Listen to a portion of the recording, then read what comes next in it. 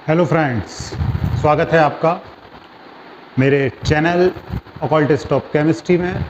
ना केमिस्ट्री की चिंता, ना बायोलॉजी का fear, because Ajay sir is here. तो आपकी जो भी समस्याएं हैं उन सब के लिए पूरे चैप्टर वाइज वीडियो यहाँ पर लेके आ रहा हूँ। तो यदि आपने अभी तक चैनल को सब्सक्राइब नहीं किया है तो YouTube की परंपरा, उस परंपरा को निभाइए।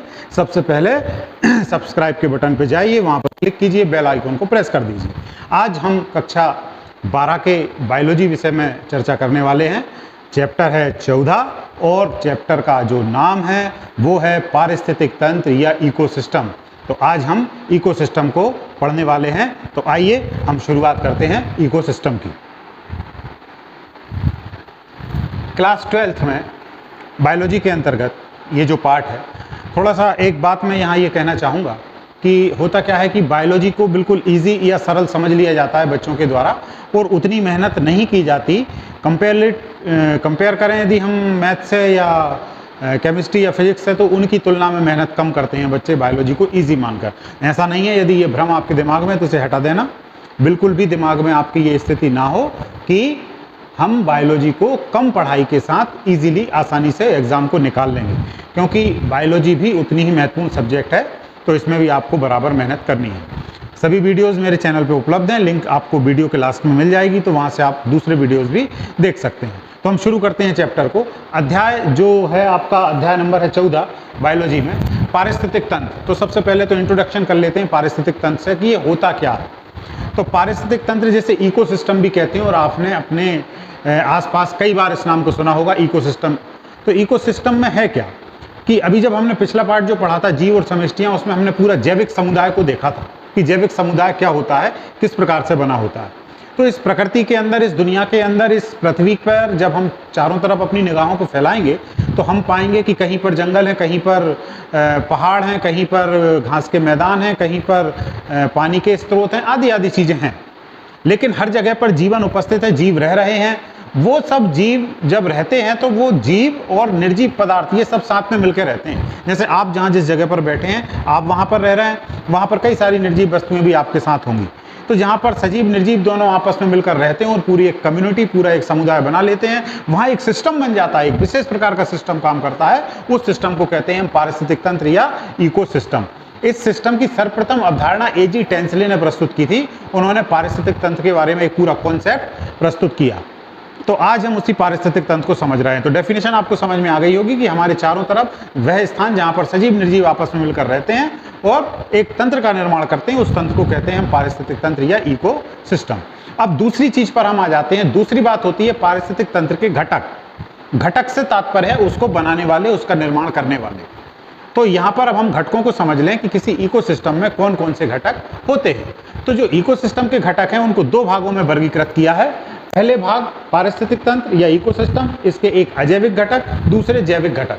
अजैविक शब्द का ज्यादातर इस्तेमाल हम करते हैं काय के लिए, जो निर्जीव वस्तुएं हैं उनके लिए। तो यहाँ भी वही बात होगी, अजैविक घटक मतलब निर्जीव वाले घटक, दूसरे होंगे जैविक घटक मतलब सजीव वाले घटक।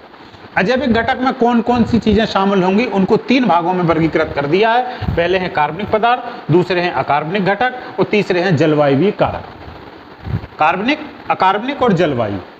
तो कार्बनिक से तात्पर्य होता है उन पदार्थों की बात जिनमें कार्बन उपस्थित होता है, कार्बन के यौगिक होते हैं। जैसे कार्बोहाइड्रेट हो सकता है, वसा हो सकती है, प्रोटीन हो सकते हैं, लिपिड्स हो सकते हैं, ऐसे सारे यौगिक कहलाएंगे कार्बनिक यौगिक। अकार्बनिक, अब इनसे हटके जो यौगिक होंगे जैसे जल H2O, oxygen, nitrogen, calcium, potassium, iron, sodium, chlorine, ये जो भी तत्व होंगे, बाकी सभी तत्व क्या कहलाएंगे? अकार्बनिक तत्व। तीसरी जो चीज है वो है जलवायु कारक, मतलब जो जलवायु से निर्धारित होंगे, जलवायु की वजह से होंगे। प्राकृतिक जो पदार्थ हैं, प्राकृतिक जो घटनाएं हैं, वो सब चीजें इसके अंदर होंगी। जैसे यहाँ प्रकाश हो सकता है, लाइट, उजाला, ताप हो सकता है, टेम्परेचर, बरसात हो सकती है, और आर्द्रता, आर्द्रता मतलब ह्यूमिडिटी, जिसे आप वातावरण में उपस्थित नमी के नाम से जानते हैं। तो ये तीन प्रकार से हमने वर्गीकृत कर दिया किसको? अजैविक घटक को। अब हम देखते हैं जैविक घटक को। तो जैविक घटक जो है उनको फिर हमने तीन भागों में बांटा है। अब जैविक मतलब जीवित से तात्पर्य है, मतलब ऐसे जीवों की बात कर रहे हैं जिनमें जीवन होगा, ऐसे पदार्थों की बात कर रहे हैं जिनमें जीवन होगा। तो वो कौन कौन से हैं? उनको तीन भागों में बांटा है, प्राथमिक उपभोक्ता, द्वितीयक उपभोक्ता और तृतीयक उपभोक्ता। उपभोक्ता शब्द से तात्पर्य होता है उपभोग करने वाला, यूज करने वाला। प्राथमिक मतलब सबसे पहले, द्वितीयक मतलब उसके बाद, तृतीयक मतलब उसके बाद वाला, या सर्वोच्च यानी स्टॉप वाला। तो प्राथमिक उपभोक्ता से तात्पर्य यह है कि वह उपभोक्ता जो सबसे पहले किसी चीज को ग्रहण करे। तो यहां पर किस चीज को ग्रहण करने की बात हो रही है उसे थोड़ा सा समझ लेना, क्योंकि देखो हमारी प्रकृति में, हमारी पृथ्वी पर ऊर्जा का एकमात्र स्रोत सूर्य है। हमें जो भी एनर्जी मिल रही है, जिस भी सोर्स से मिल रही है, जिस भी जगह से मिल रही है, उसका पूरा स्रोत कौन है? सूर्य केवल। बाकी जितनी भी एनर्जी है आपकी वो सूर्य के द्वारा प्राप्त हुई है, उसको मॉडिफाइड कर दिया गया, उसको परिवर्तित कर दिया गया। तो यहाँ पर होता क्या है कि सूर्य से आने वाले प्रकाश को कौन एब्जॉर्ब करते हैं, कौन ग्रहण करता है? जो हरे पौधे हैं जिनको हम उत्पादक कहते हैं, वो उसको ग्रहण कर लेते हैं। उत्पादक ने ग्रहण कर लिया, एनर्जी को स्टोर कर लिया, उससे अपना भोजन बना लिया, फिर वो एनर्जी, वो भोजन अगला जीव खाता है। तो सबसे पहले उत्पादक को जो जीव खाता है वो कहलाएगा प्राथमिक उपभोक्ता, सबसे पहले इस्तेमाल करने वाला। फिर अगला जो द्वितीयक उपभोक्ता होगा वो उस प्राथमिक उपभोक्ता को खाएगा। जैसे फॉर एग्जांपल मैं बात कर लूं, एक घास के मैदान में यदि हम बात करें तो वहां पर जो घास लगी है वो है उत्पादक। उत्पादक मतलब भोजन को बनाने वाली, भोजन का निर्माण करने वाली। उत्पादक ने भोजन को बनाया। एक टिड्डा जो आप जानते हैं, ग्रास होपर जिसे कहते हैं, उसने उस घास को खा लिया। तो यहाँ पर जो टिड्डा है या ग्रास होपर है वो कहलाएगा क्या? वो कहलाएगा प्राथमिक उपभोक्ता। फिर उसके बाद आप देखेंगे कि जो मेंढक था, मेंढक ने खा लिया किसको? ग्रास होपर को, टिड्डे को। तो अब ये मेंढक यहाँ पर द्वितीयक उपभोक्ता कहलाएगा। फिर उस मेंढक को किसी सांप ने खा लिया तो सांप यहाँ पर तृतीयक उपभोक्ता कहलाएगा।